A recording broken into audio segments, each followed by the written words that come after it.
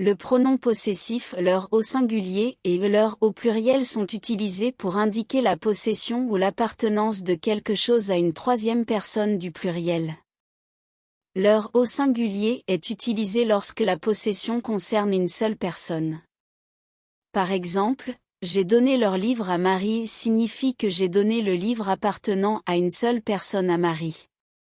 Leur au pluriel est utilisé lorsque la possession concerne plusieurs personnes. Par exemple, les enfants ont perdu leur stylo signifie que les stylos appartenant à plusieurs personnes, en l'occurrence les enfants, ont été perdus. Il est important de noter que le pronom possessif leur est invariable, qu'il soit au singulier ou au pluriel. Cependant, il faut être prudent car leur au singulier peut également être utilisé comme pronom personnel complément d'objet indirect. Dans ce cas, il n'indique pas la possession mais la personne à qui l'action est destinée.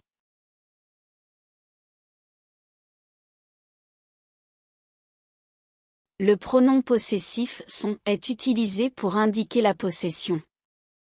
Il remplace le nom d'une personne ou d'une chose appartenant à une troisième personne, généralement singulier masculin. Par exemple, dans la phrase j'adore son chien, le pronom possessif fait référence au chien appartenant à une autre personne. D'un autre côté, le verbe être est conjugué au pluriel à la troisième personne son. Il est utilisé pour indiquer l'existence, l'état, l'identification ou l'appartenance d'un groupe de personnes ou de choses. Par exemple, dans la phrase ils sont arrivés tard, le verbe être conjugué à la troisième personne du pluriel son indique que le groupe de personnes mentionné est arrivé tard. En résumé, le pronom possessif est utilisé pour désigner la possession d'une personne ou d'une chose, tandis que le verbe être conjugué à la troisième personne du pluriel indique l'existence ou l'état d'un groupe de personnes ou de choses.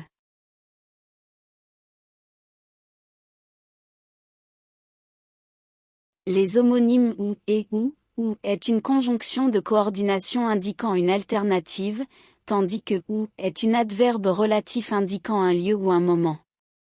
Exemple, préfères-tu les pommes ou les oranges? Conjonction, je ne sais pas où il habite, adverbe relatif. Ou et ou sont deux mots homophones, ce qui signifie qu'ils se prononcent de la même manière mais ont des significations et des orthographes différentes. Voici les différences entre les deux. Ou, il s'agit d'une conjonction de coordination utilisée pour donner une alternative entre deux choix. Par exemple, veux-tu un thé ou un café? Ou, il s'agit d'un adverbe de lieu ou de temps utilisé pour identifier un lieu ou un moment spécifique. Par exemple, je vais à la bibliothèque où j'étudie régulièrement, lieu, ou je ne sais pas où il est parti, temps. Pour les différencier, voici ce à quoi il faut faire attention.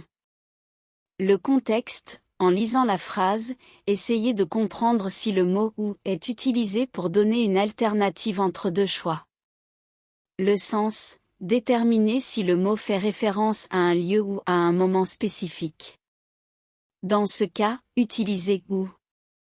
La prononciation, même s'il se prononce de la même manière, la signification de la phrase peut vous aider à faire la distinction entre les deux.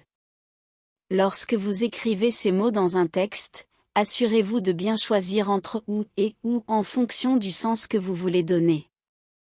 Relisez votre phrase pour vérifier si elle est bien orthographiée et si le mot utilisé est cohérent par rapport au contexte.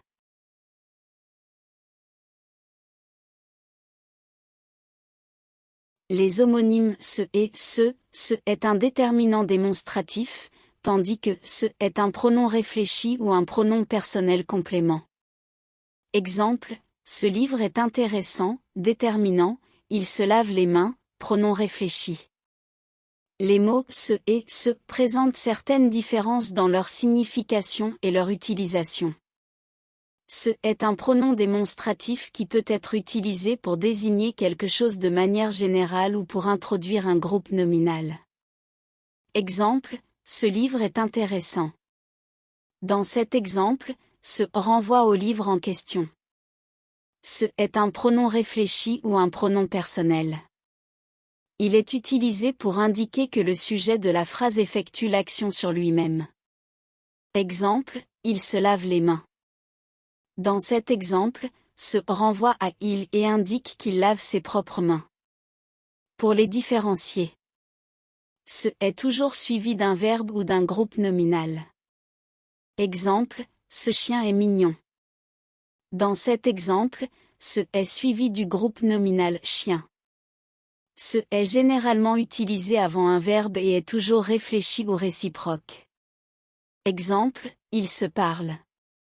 Dans cet exemple, ce est utilisé avant le verbe parle pour indiquer qu'ils se parlent mutuellement. Lorsque vous écrivez un texte, faites attention à l'accord de ce avec le nom auquel il se réfère. Exemple, cette maison est grande. Cette s'accorde avec maison qui est féminin singulier. L'accord correct du pronom réfléchi se avec le sujet du verbe. Exemple, elle se coiffe. Elle et ce sont tous deux féminins singuliers pour correspondre. Évitez de confondre ce avec les homophones c'est, contraction de ce et c'est, contraction de ce et est.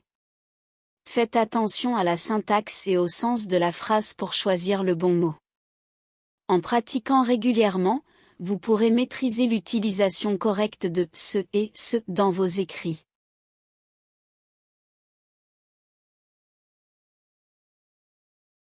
Les homonymes c et c est un déterminant démonstratif pluriel, tandis que c est un déterminant possessif. Exemple, ces fleurs sont magnifiques, déterminant démonstratif, elle a perdu ses clés, déterminant possessif. C est un déterminant démonstratif qui s'utilise pour montrer ou désigner quelque chose de spécifique. Il est utilisé lorsque l'on parle de plusieurs objets ou personnes que l'on peut identifier. Exemple, ces livres sont intéressants. On parle de livres spécifiques, que l'on peut voir ou identifier. C est un déterminant possessif qui indique la possession. Il est utilisé pour indiquer que quelque chose appartient à une personne ou à un objet. Exemple, elle a oublié ses clés. Les clés appartiennent à la personne mentionnée.